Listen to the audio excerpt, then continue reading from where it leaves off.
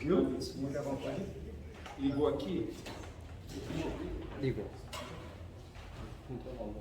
Prezados irmãs, caríssimos irmãos, muito boa noite a todos. Boa noite. É com grande alegria no coração que recebo esse convite corajoso que a Nilma fez para mim, porque na verdade ela está endossando todo o trabalho que ela tem, o histórico de vinculação com essa casa, chamando uma pessoa desconhecida para poder tratar um tema do Evangelho, que é tão importante para todos nós.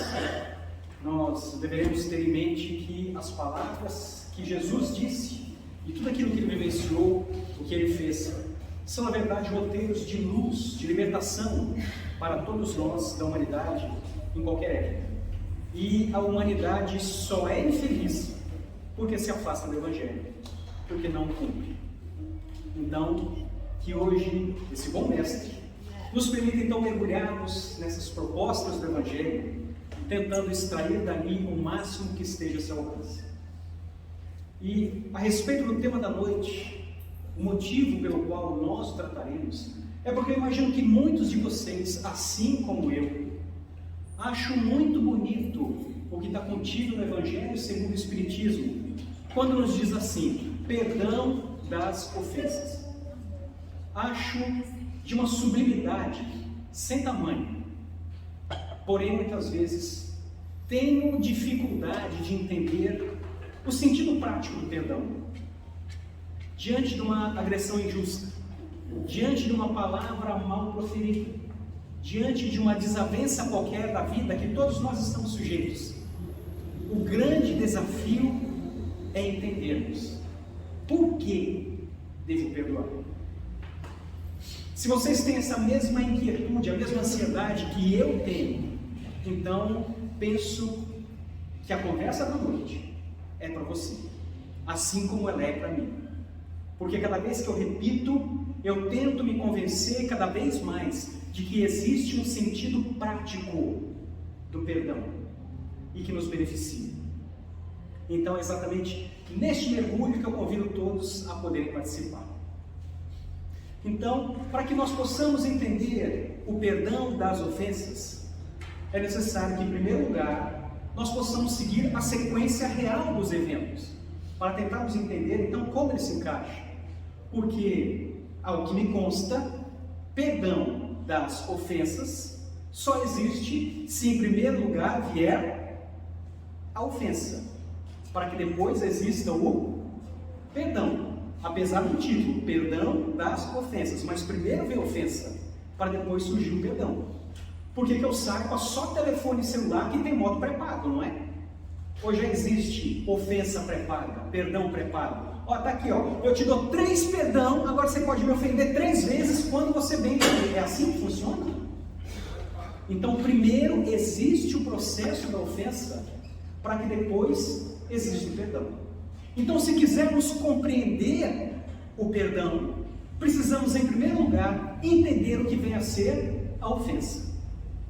E sobre isso, vamos falar que a ofensa nada mais é do que um problema, uma falha de comunicação. Então, a esse respeito, eu fiquei um tanto pouco preocupado de estar sendo filmado, não porque eu tenha vergonha ou alguma coisa assim, é porque geralmente eu utilizo um recurso mais concreto, mais palpável, para a gente poder visualizar melhor a proposta da noite. Então eu vou pedir licença, sem querer ofender os participantes da casa e nem querer desvirtuar a metodologia ou o regramento dessa instituição, mas eu pergunto, se vocês me permitem, pegar 2 cadeiras aqui atrás, posso? Vocês vão ficar meio confusos, mas posso pegar? Muito obrigado. Dá licença a todo mundo que está vendo aí. Vocês vão entender que nós vamos trabalhar com material concreto.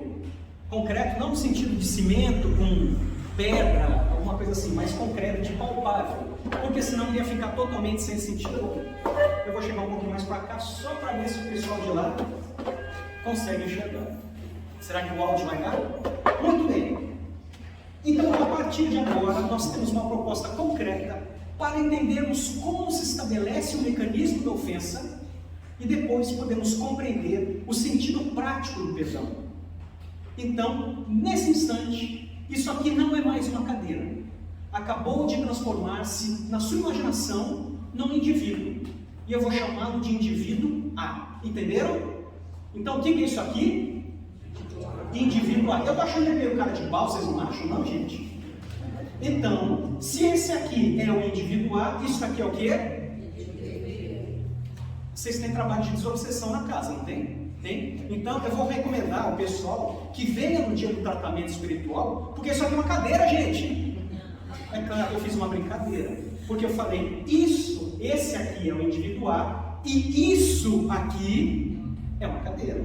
Mas então agora, é só para a gente descontrair, para a gente poder entrar melhor no sentido do nosso estudo. Se este é o indivíduo A, então este, vocês falaram certinho, este aqui é o indivíduo B. E entre eles vai ser estabelecida, como acontece conosco ao longo da vida, vai ser estabelecida uma relação. Sendo que este indivíduo A, ele tem uma intenção. Pergunta a vocês, a intenção do indivíduo A é boa ou é má? O que vocês acham? É o quê? Má? Você já conversou com ele? Já te disse que está com uma intenção? A intenção dele é boa ou é má? Exatamente. Nós não sabemos. Mesmo que conhecêssemos, nós não temos como adentrar a essência desse indivíduo, na sua mente, no seu coração, para sabermos se a intenção dele, é boa ou é má. Ele vai falar ou vai fazer algo para o indivíduo B, vai dizer ou realizar uma atitude para este indivíduo B. Então, este indivíduo B, não podendo entrar na essência do indivíduo A, ele vai interpretar o que ele está fazendo ou o que ele está dizendo. Baseado em quê? Baseado na sua experiência de vida, baseado em como ele passou o dia de hoje, baseado nas informações prévias que ele teve a respeito do indivíduo A, porque graças a Deus nós não somos influenciados, né? Quando alguém fala para nós assim, tá vendo fulano? Então, aquele fulano, e aí aquela pessoa me passa uma informação de outro indivíduo, de acordo com a convivência que ele tem, não é a minha convivência. Então nós somos influenciados pela forma como nós passamos o dia, se acordamos bem, se comemos bem, se dormimos bem, se alguém nos tratou bem ou nos tratou mal, de acordo com o que outra pessoa me fala a respeito deste outro indivíduo.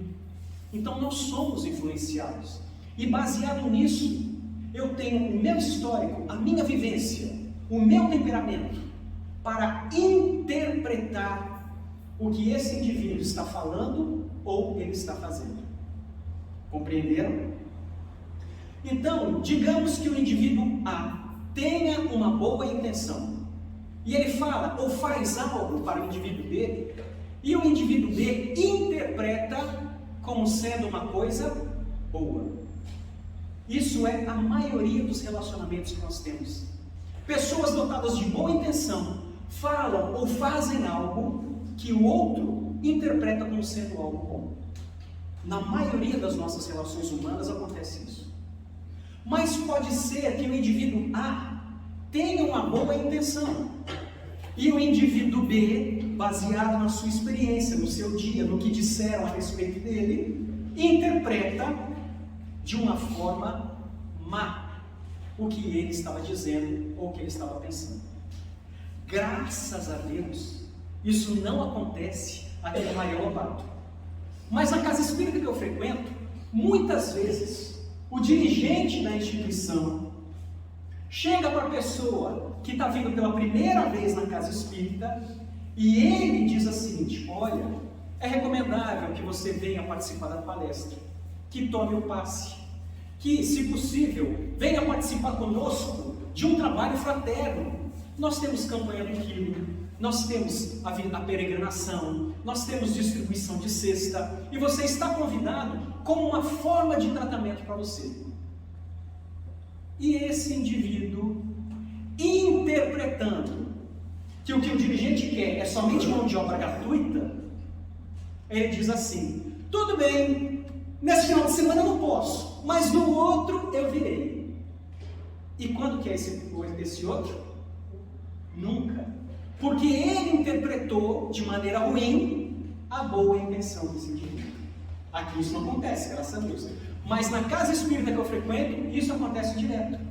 O dirigente fala para o médium: fulano, você tem que ter uma alimentação mais equilibrada. Você tem que ter maior cordialidade. Tem que ser mais amistoso. E ele se ofende. A intenção não era boa? O problema não foi o que ele disse. O problema foi como ele interpretou. Tem uma palavrinha para isso, alguém sabe? Começa com me e termina com lindre. Alguém conhece? Melindre. Graças a Deus aqui não acontece. Na instituição que eu frequento, melindre, a boa intenção do dirigente e a interpretação equivocada do outro, acontece direto.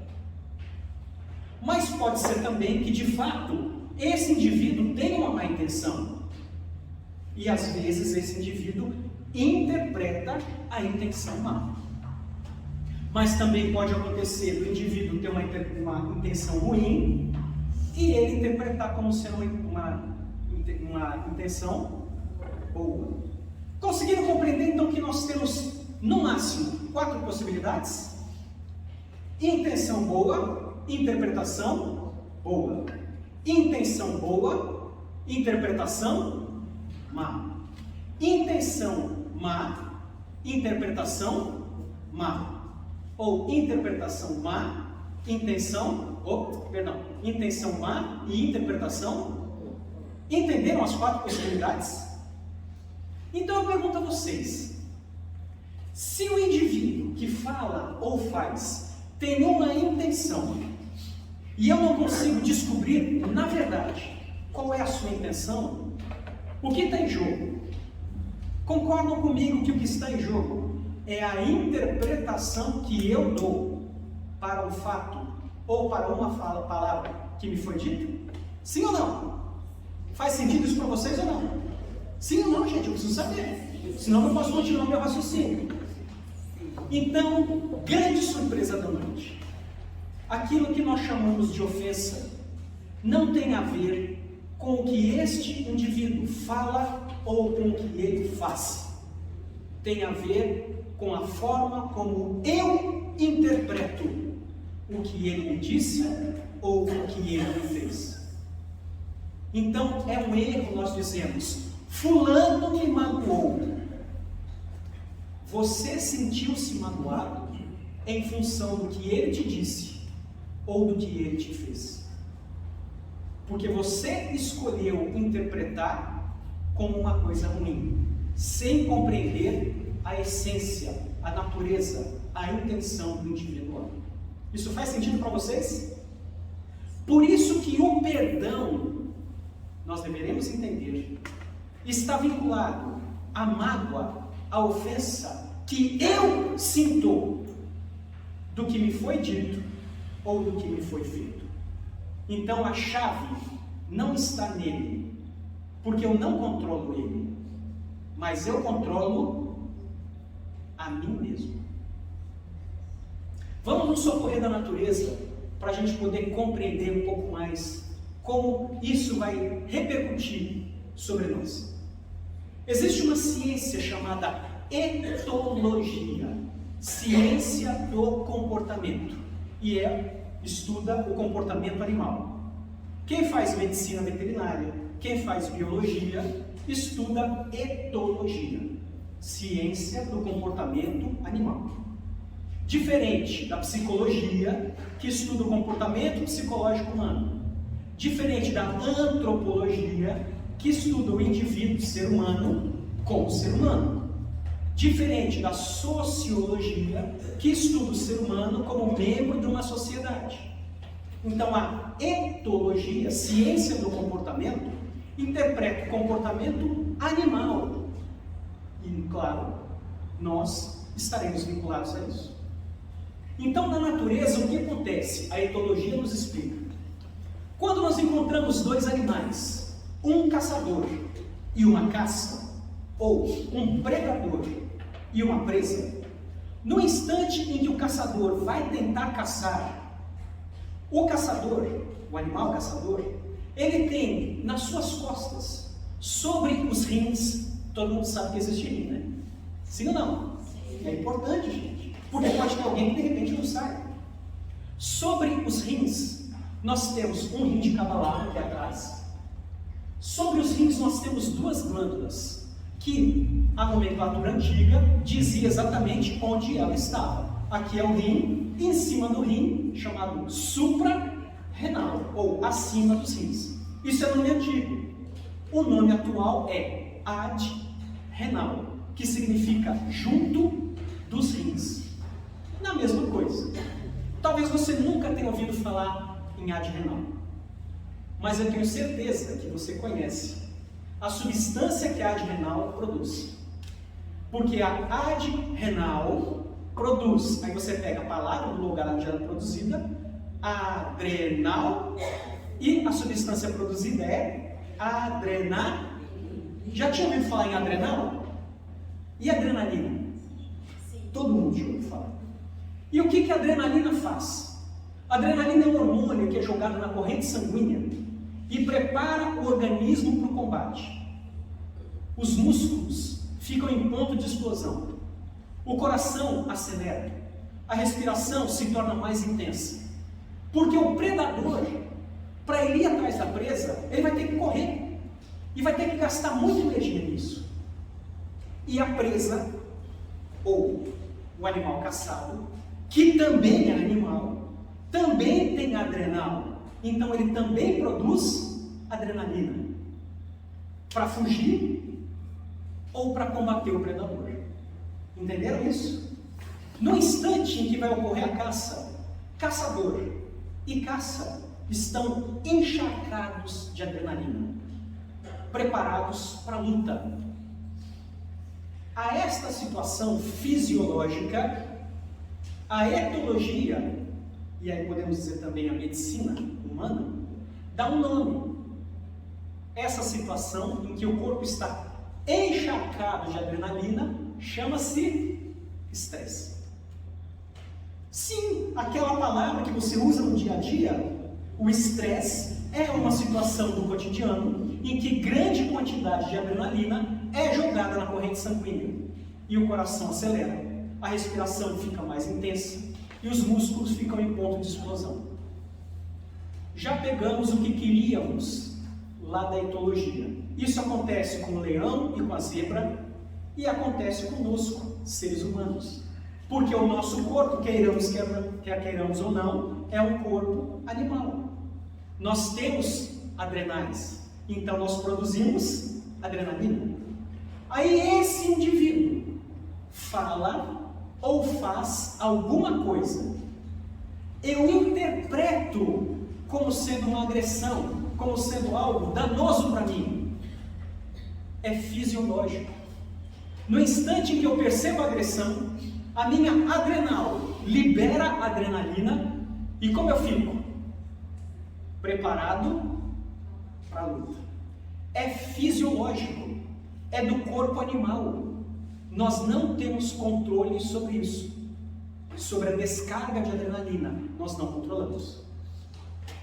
Mas a partir do momento em que eu interpreto essa agressão e entro na situação de estresse, lógico que hoje em dia o nosso estresse, ele não é mais o mesmo estresse dos caçadores, dos homens das cavernas, que tinham que correr atrás da caça. Porque hoje talvez não. Algum tempo atrás, a gente ia no açougue e comprava carne, né? Antigamente era um pouco mais fácil. Hoje eu acho que está um pouco mais difícil, não é? Então a gente não caça, mas também não come carne, porque está caro. É outro motivo. Mas eu não vejo as pessoas saindo por aí para poder caçar os animais. Mas nós continuamos tendo a situação de estresse.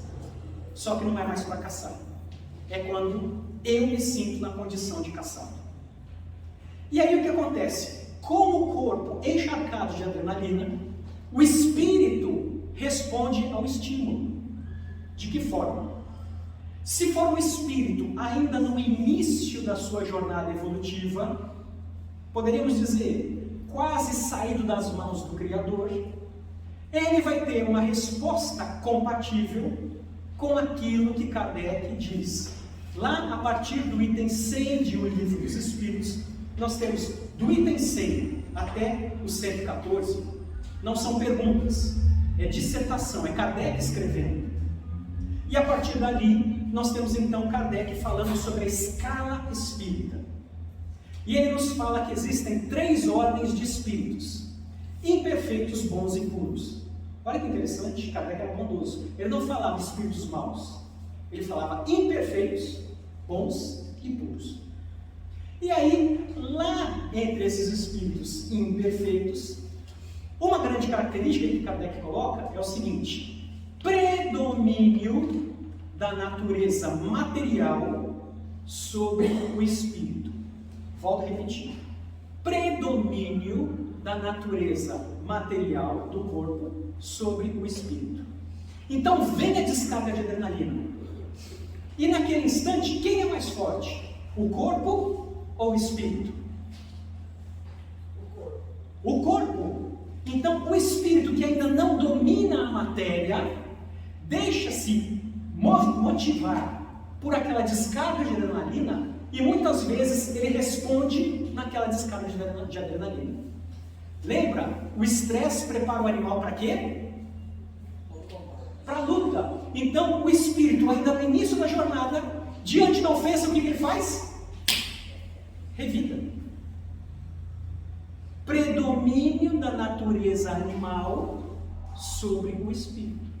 Kardec nos explica isso. Mas o espírito está em processo de evolução, sim ou não? Então, um pouco mais evoluído, o espírito consegue refrear a vontade do corpo de partir para a luta. Ele não luta, mas guarda a ofensa durante um bom tempo. Quanto tempo vai durar esse processo? 1 hora? 1 dia? 1 ano? 1 vida? Mais de 1 vida? Vai guardar aquela impressão durante quanto tempo? Quanto tempo ele quiser. E aí, cada vez que ele rememora o fato infeliz, novamente, descarga de adrenalina. Na natureza, o estresse, ele é em questão de minutos. O animal não pode ficar gastando energia, porque é muito desgastante ficar com os músculos em posição de combate, ficar respirando, o coração acelerado. Isso desgasta a máquina orgânica. Então, se o leão vê que ele vai perder, ele já para. Ele não continua correndo atrás da zebra, ele parte para outra. E aí nós, no corpo animal, cada vez que eu me lembro do fato, mesmo que o fato tenha durado 10 minutos, meia hora de uma conversa, toda vez que eu me lembro, nova descarga de adrenalina. O meu corpo fica em situação de estresse. E o que acontece com isso? Desgaste prematuro da máquina orgânica. Repetidamente, ao longo do tempo, o que acontece conosco? Adoecemos. Isso a medicina já tem conserto. Então, olha o que acontece. O indivíduo fala ou faz? Eu interpreto. E aí quem adoece? Então, quando eu me magoo, eu estou me prejudicando. E esse indivíduo não sofre nada em relação ao que ele fez comigo. Por isso, a ofensa durante muito tempo chama-se mágoa. Você vai pensar dentro de você se você guarda alguma mágoa. Não precisa responder. Se você guarda alguma mágoa, sinto muito te dizer isso, você está adoecendo a você mesmo. Porque o ideal é que nós continuemos a evoluir. Estágio mais primitivo, o revide. Um pouco mais adiantado, não revida, mas guarda a mágoa. O estágio mais adiantado ainda é aprender a perdoar. Ah, mas isso é muito difícil, Paulo. Porque você está achando que perdão é carta de alforria, que perdão é alvará de soltura para esse indivíduo. E não é. E eu te digo por quê, num exemplo hipotético, é apenas um campo das ideias, graças a Deus não aconteceu, mas fica claro para vocês. Imaginemos que eu vou levar meu filho para a escola, e que eu pare o carro de um lado da rua, e meu filho vai atravessar a rua pela faixa de pedestre, como deve ser. E enquanto ele está atravessando sozinho, vem um motorista deslocado e passa por cima do meu filho. E o meu filho vem a óbito. Volto a dizer, é só uma ideia. Certo? Eu vou conseguir me esquecer do fato? Sim ou não? Não. Porque eu não vou ver meu filho se formar. Não vou ver meu filho se casar. Não vou segurar os meus netos no braço. Então, dificilmente eu vou esquecer. Concordo? Mas, se eu guardo a mágoa da situação, eu vou adoecer.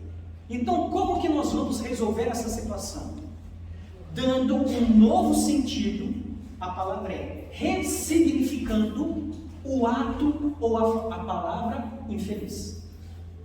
Isso não vai modificar a atitude que esse indivíduo fez, mas modifica a minha situação.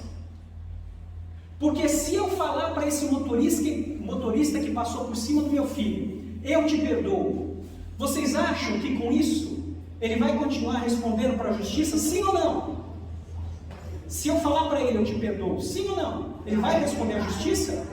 Então, independe de mim. Ele terá que acertar contas com a justiça humana. E terá que acertar contas com a justiça divina. Porque conforme nos fala Kardec, no livro Céu e o Inferno, no Código Penal da Vida Futura, como nós temos a lei de Deus inscrita na nossa consciência, mais cedo ou mais tarde, todos nos conscientizaremos que falhamos perante a lei de Deus, mais cedo ou mais tarde. Então, o primeiro estágio que Kardec nos conta é que primeiro vem a conscientização de uma coisa errada que fez e que não deveria ter feito.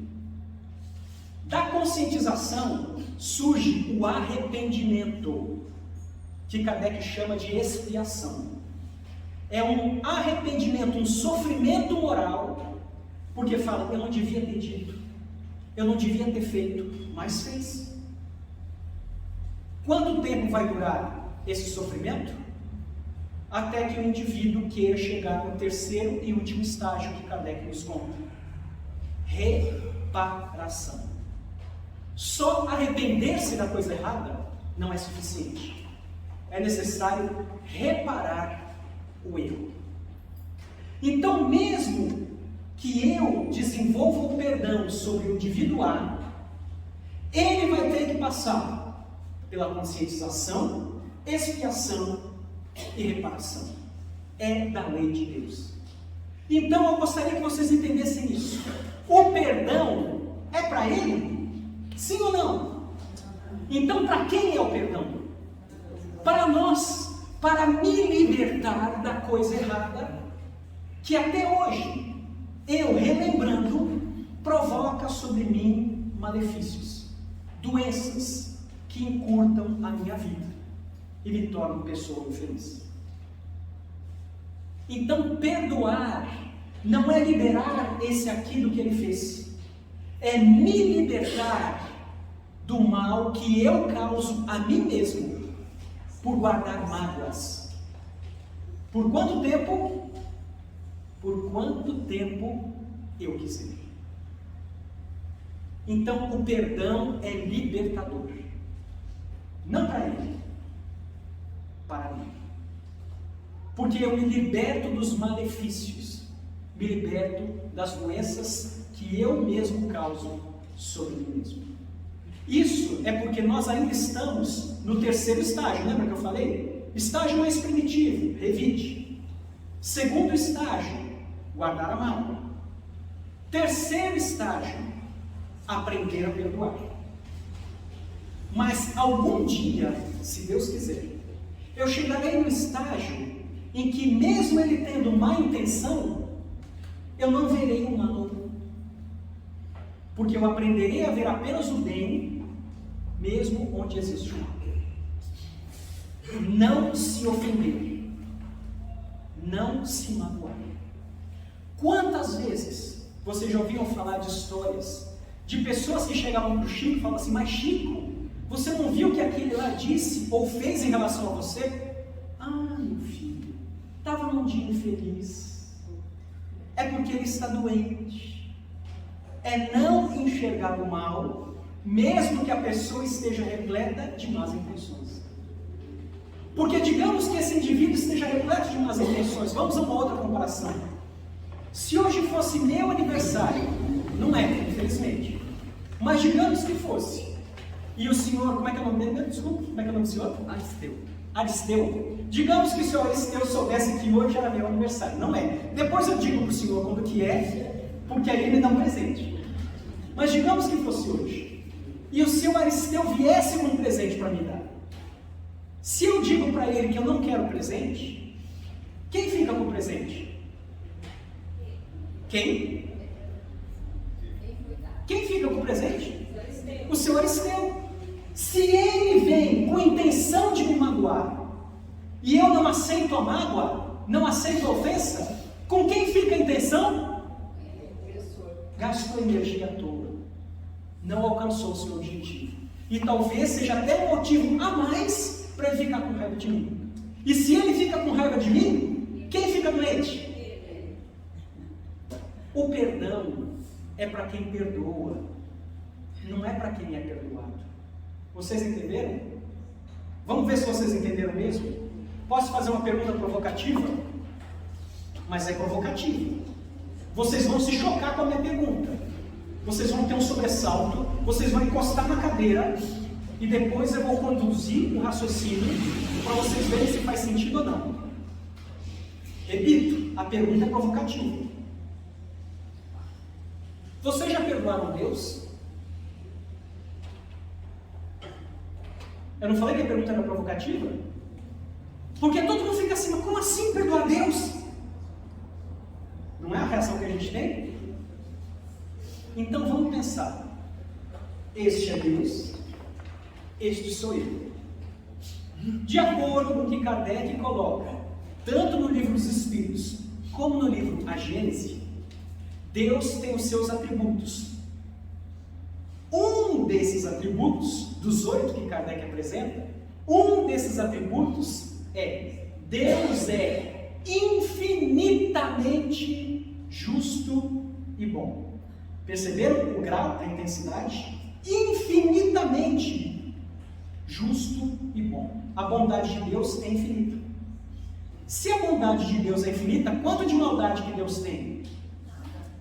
Então, aquilo que Deus faz para mim é baseado na sua justiça e na sua bondade. Sim ou não? Então, o problema é da intenção de Deus? O problema é da minha interpretação. Mas, meu Deus, por que você foi fazer isso logo comigo? Por que o Senhor levou o fulano durante a Covid? Eu não mereço o que está acontecendo comigo. O problema é da intenção de Deus ou é da nossa interpretação? Então agora eu posso repetir a pergunta? Se você tem mágoa de Deus, você aprendeu a perdoar Deus? Porque Deus não está lá em cima. Nossa, por favor, faça com que o Paulo me perdoe. Vocês acham que Deus precisa do meu perdão? Ele vai deixar de ser Deus se eu não perdoá-lo? O perdão não é para Deus. O perdão é para quem? Então, aprendamos a ressignificar as situações. Não vai mudar a palavra. Não vai mudar a atitude. O que foi dito, o que foi falado, está na rocha. Não se apaga mais. Mas eu não controlo o que ele disse ou o que ele fez. Eu só tenho controle sobre as minhas emoções.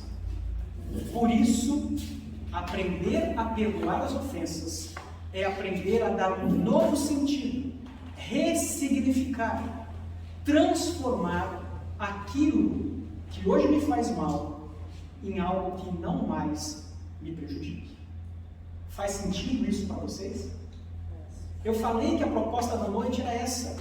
Nós saímos daquilo que são palavras bonitas dentro do Evangelho e tirarmos um sentido prático para a minha vida em relação ao perdão.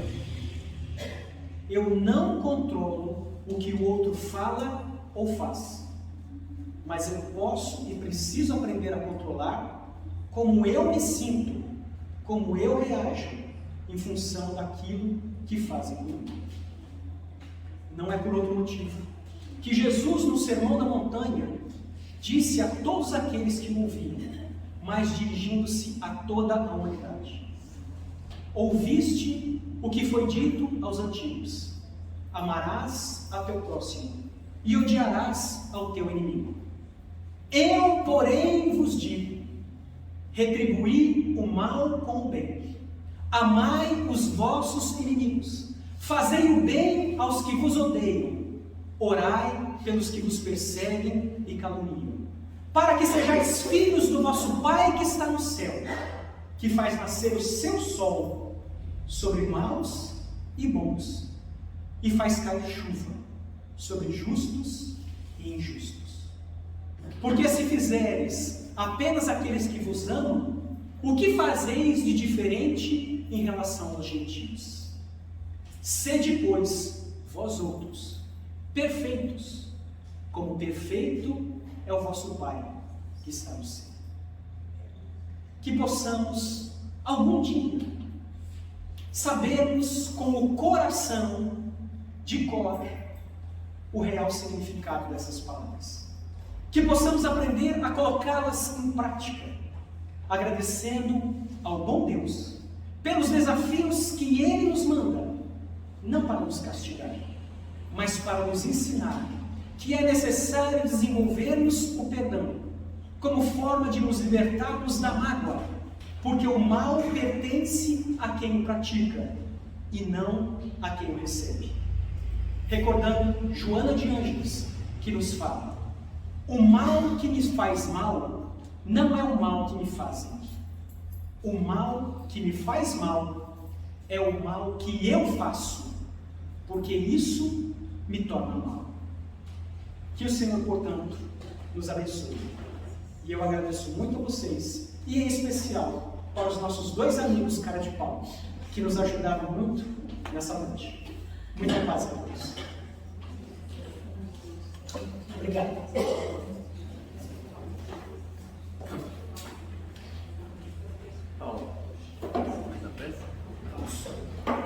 Nunca se recusa a fazer prece, hein? Vamos então serenar? Falarmos com Deus nesse instante. É sempre a oportunidade bendita que nós temos de podermos nos vincularmos àquele que jamais se esquece de nós.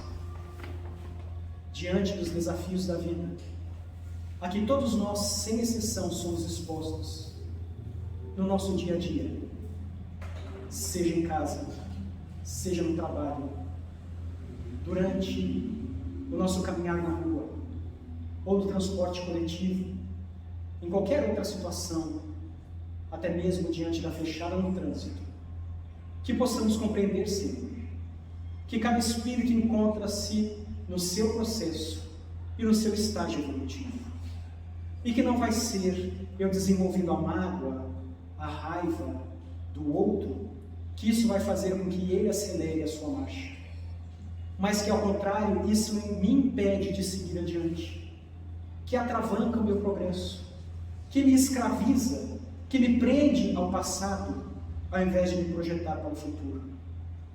Senhor, reconhecemos que é bastante desafiador nós aprendemos a perdoar, mas o Senhor, que foi a criatura mais perfeita e mais pura, que já pisou nas estradas poerentas desse mundo, mesmo diante da calúnia, da difamação, de ter sido crucificado junto a 2 ladrões em frente à multidão, utilizou da sua boca para proferir as palavras sábias: perdoai-os, Pai, não sabem o que fazem. Porque até hoje, passados 2000 anos, nós ainda não temos a compreensão do real significado dessas palavras que são de vida eterna, que vem clarificar as nossas mentes e os nossos corações, preparando o nosso caminhar junto ao futuro, rumo ao futuro que tanto desejamos.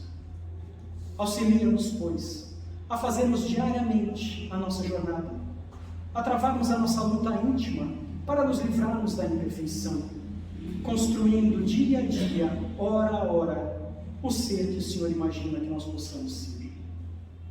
Que através de nossos esforços, mesmo que pequeninos, possamos colher a recompensa da consciência livre, de podermos ter dentro de nós a certeza que estamos nos esforçando, fazendo o nosso melhor para tornarmos o mundo um lugar melhor. Que o Senhor, portanto, nos abençoe nessa jornada, continuando com a sua infinita paciência a nos cuidar, a nos guiar, passo a passo, nessa jornada evolutiva. Agradecemos-te pela oportunidade bendita desta casa que abre gentilmente as suas portas para nos acolher, para nos ministrar as palavras do Evangelho. Neste momento, como foi muito bem dito no início, em que comemoramos, na noite de ontem, no dia de ontem, o aniversário da publicação da primeira edição do Livro dos Espíritos, no descortinar da era do Espírito para toda a humanidade, em que tivemos acesso a novas verdades, a novas realidades, aquilo que somos, de onde viemos e para onde iremos. Que o Senhor, portanto, continue a manifestar a sua misericórdia para toda a humanidade e nos mantenha sempre em sua paz. Graças te damos, que assim seja.